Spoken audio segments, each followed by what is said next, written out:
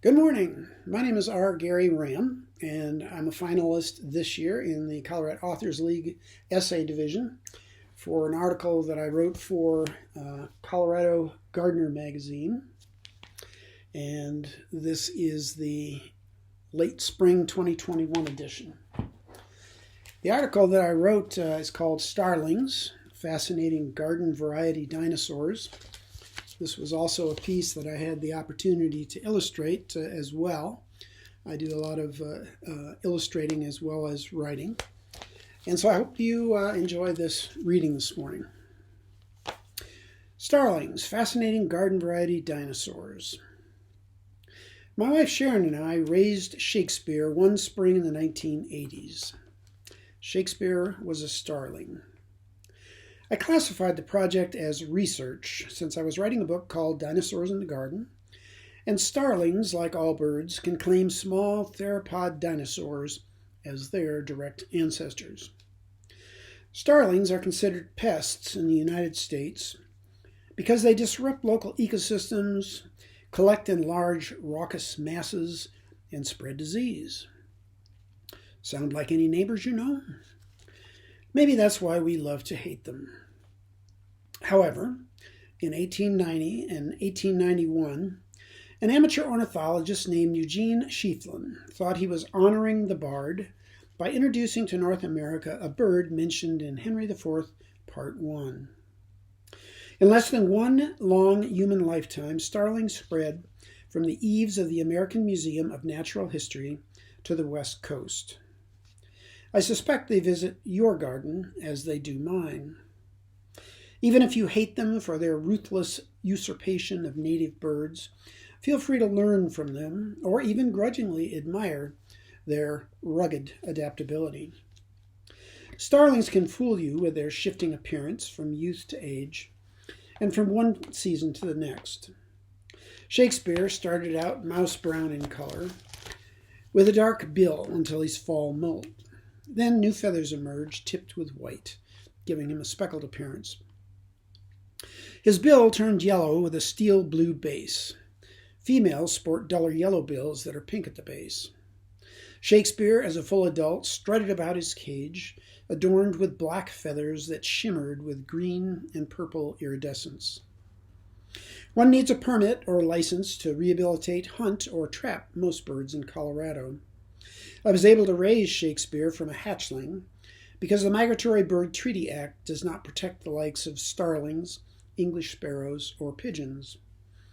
Starlings were purloined dog food when available. More typically, they use their stout beaks to dig insects from the soil and nab seeds from the bird feeder, often bullying other bird species. Watching behavior in the yard and at the feeder can be nearly as entertaining as people watching. Starling swarming behavior can even cause your jaw to drop, but more on that in a moment. Like mynah birds and parrots, starlings mimic other birds and people with great success. 5th century BC Greeks kept starlings as cage birds. Pliny described one individual bird that spoke Greek and Latin, and moreover practiced diligently and spoke new phrases every day. Impressive. I feel like an underachiever.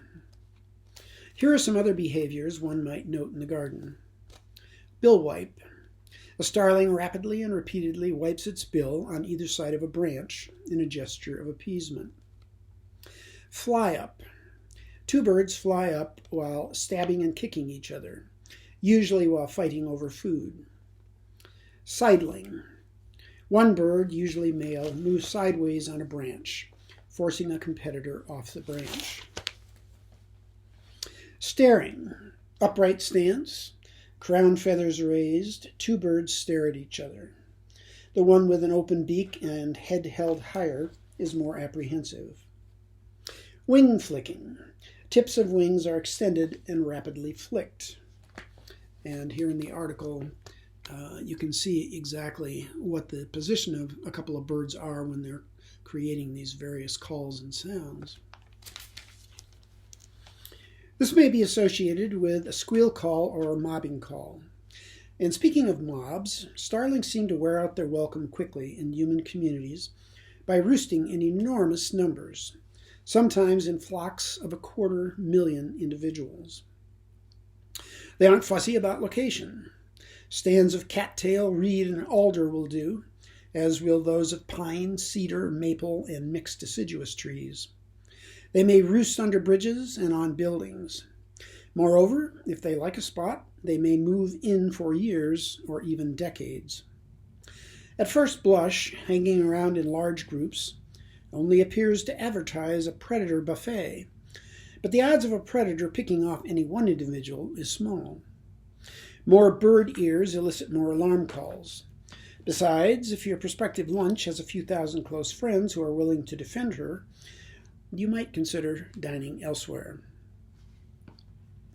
I promise something jaw-dropping. Imagine thousands of blackbirds rising into the sky in a cloud, moving with the coordinated grace of a team of synchronized swimmers. Such starling swarms are called murmurations. A delightful word to say, and even a more delightful event to witness, as they weave and twist across the sky. Scientists are still a bit unsure how all that impromptu coordination is achieved. Shakespeare never whispered the secret to either Sharon or me. Eventually, we decided to let Shakespeare go. I thought he might linger a bit in homage to all the free room and board we provided, but he never looked back. He opportunistically snatched freedom without regret. Perhaps Eugene Schieffelin could have found a better way to honor the bard. As it is, starlings will most likely be around for the long haul. I acknowledge their faults while admiring their spunk and beauty. I suspect it may be almost as hard being a starling as it is being a human. We'll just have to see which of our species does the best at surviving our pestilential qualities. So if you would like to learn more about the kind of work that I do, both writing and illustrating, feel free to go to www.rgaryram.com. And thanks very much for your attention today. Goodbye.